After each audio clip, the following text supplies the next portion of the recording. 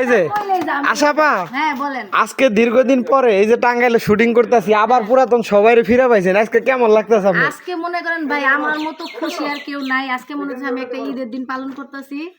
আপনারাও আমার সাথে সাথে ঈদের দিন পালন করেন।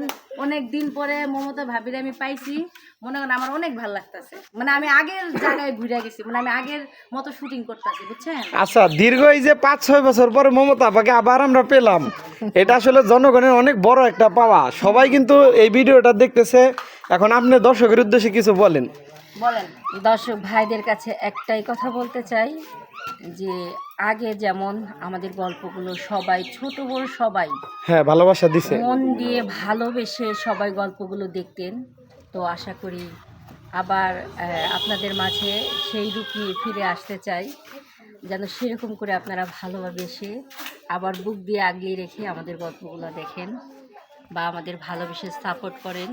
আমরা যত পরিশ্রম করে গল্প করি না কেন, সেই গল্পগুলো যদি আপনারা না দেখেন তাহলে সেই গল্পের কোনো দাম, আসলে পরিশ্রমের কোনোই দাম নেই। সব কিছুই হচ্ছে আপনাদের হাতে। তাই আবারও বলছি, সবাই লাইক কমেন্ট ফলো দিয়ে পাশে থাকবেন। এই যে আমাদের এইখানে এই যে রহিম ভাই, ভাই দীর্ঘদিন পরে কাম করে সবার সাথে কেমন লাগতেছে? পুরা টিমটা কি জমছে এবার?